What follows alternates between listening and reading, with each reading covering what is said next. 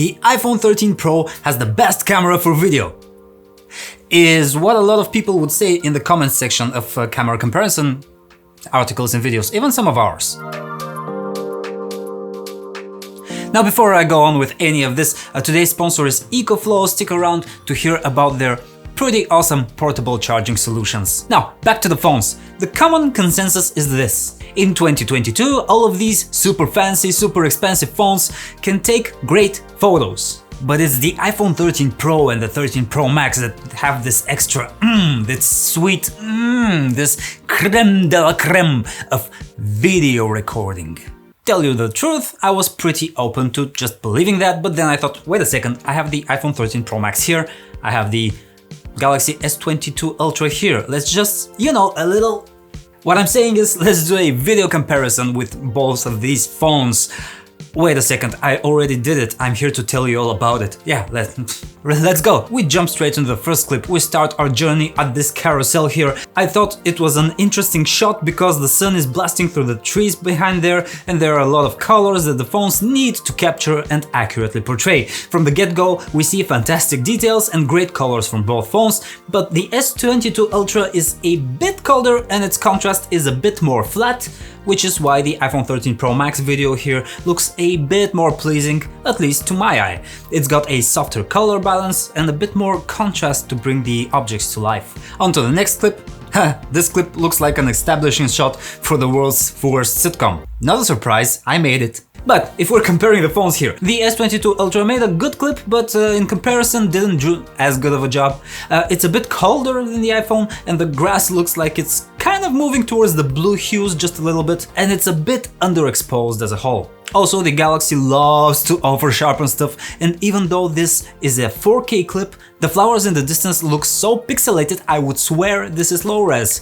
That's too much sharpening there. The iPhone clip here is warmer and slightly brighter, and I wouldn't go and say that it's more detailed, but since the iPhone didn't try to over-sharpen everything, the flowers don't look jagged and pixelated. My eye perceives them much more naturally. Let's do some more walking around. Now in this clip, there's movement. You can see that both of these phones are great at handling stabilization.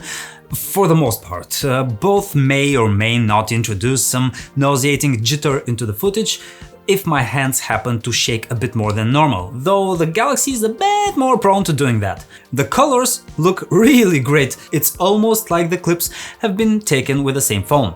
But the Samsung insists on doing all of that over-sharpening. You can see the weird halos and jagged edges around the streaks of grass and the flower petals.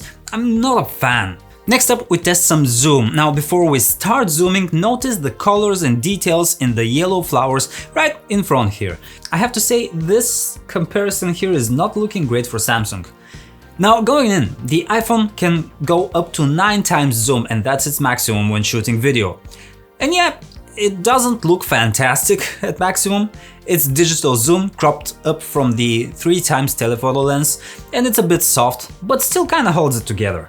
The Galaxy S22 Ultra also zooms digitally to that 9 times level, but also has an extra telephoto camera that provides a 10 times enhancement. So for video, the S22 Ultra can go up to 20 times zoom maximum. As you can see, it does get quite shaky at that level, but also keep in mind that I am holding 2 phones here and crouching, so I myself am not the world's most stable tripod. Both of these phones have ultra-wide cameras, which can make for great landscape shot or some just weird skewed angle shots. In this one, we can see a nice balanced exposure from the iPhone 13 Pro camera. The details also look fantastic, if a bit over-sharpened. The S22 Ultra shot here is a bit colder, softer, and seems to introduce some noise around the details. Not a bad result, but I can see its flaws when comparing it to the iPhone's ultra-wide. In this next ultra-wide shot, the 2 phones are a bit closer in results. Colors look almost identical, but the S22 Ultra is a bit colder. That's fine, I don't mind it. You can see that the iPhone ultra-wide camera again applied a bit too much over-sharpening. It also did a better brightening of the midtones, making the clip appear brighter overall. The S22 Ultra is a tad noisier and softer, but for an ultra-wide shot I don't mind the result. Now we've reached the point where the sun was going down, and if you're like me and you spend all day outside shooting videos with a phone, you might be worried about your battery. You know why I wasn't? Today's sponsor EcoFlow provided us with this super cool portable charging station, the EcoFlow River Mini. As the name suggests, it's small enough to fit in a travel bag or anywhere in your car. But this thing is powerful and useful.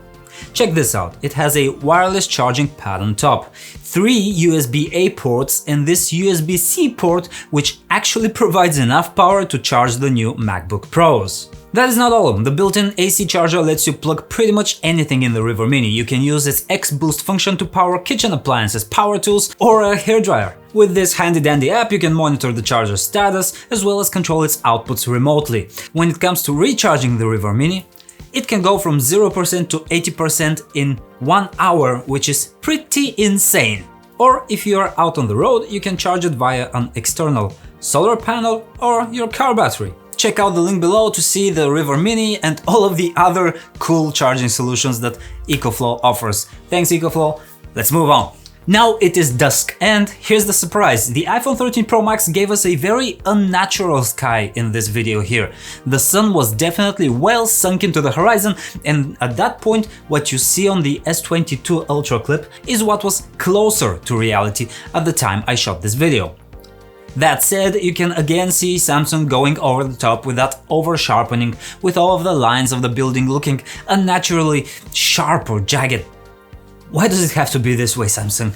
Another shot at dusk and another win for Samsung here. The S22 Ultra handled the lights in the store better, then it handled the building's color better, and as I pan and up and up and up, you can see a glowing red sign with the blue sky above it. Again, the S22 Ultra looks much more realistic. Now look at the iPhone 13 Pro Max shot, it threw a weird shade of a vibrant blue sky at dusk. Okay, we're almost done here, just a couple of night tests left. In this first video, we get very close results from both phones. Obviously, we have great night modes for photos, but when you're shooting video, you can feel their limitations.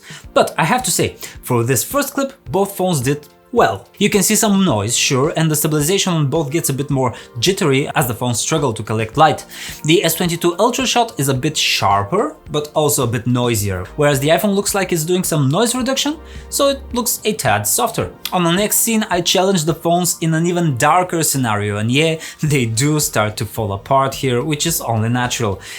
In this uber dark scene, I think the iPhone held it together better. It has less noise and it's able to focus better, whereas the S22 Ultra decided that the dog in the foreground is not an object I want to focus on and picked something else. The ultra-wide cameras at night are naturally soft and noisy, no surprises there. Though I will say I am surprised at how well the iPhone's ultra-wide camera handled the light sources in the distance there. Look at how sharp the lamps look, whereas the S22 Ultra turned them into big light dots. This is just a small detail though, this is not a decisive factor, both of the phones are sort of equal in this area. And as for zoom at the night, the S22 Ultra wins here. At nighttime zoom, which is the max zoom for the iPhone, the S22 Ultra is sharper and less noisy. And then the S22 Ultra can go up to 20 times, which kind of looks as bad as the iPhone at 9 times zoom, so they're equal at this level, though the S22 is quite sensitive to my shaky grip at the moment. Alright, enough's enough. What is the conclusion? I'm an Apple sheep! That aside, I can see why the common consensus is that the iPhone is still leading in the video department. Mind you, not by a lot, but all of these little things, little details, color calibration and the contrast sprinkled all throughout do make a huge difference when combined in the right way. Now, would that deter me from getting a S22 Ultra? Not really, that's my daily driver right now, and up until I made this comparison, I didn't think I minded the camera. It's still an awesome phone. Just consider this a the more you know type of video. But of course the Galaxy S22 Ultra is not the only other phone out there. It's not the end-all be-all of Android phones. So do you want to see a Pixel 6 Pro versus the iPhone 13 Pro Max video recording? Let me know. Give me 31,337 likes and I'll do it. Until then, thanks for checking out our video, subscribe for more awesome content, do visit our brand new redesigned website at PhoneArena.com. and I'll see you next time.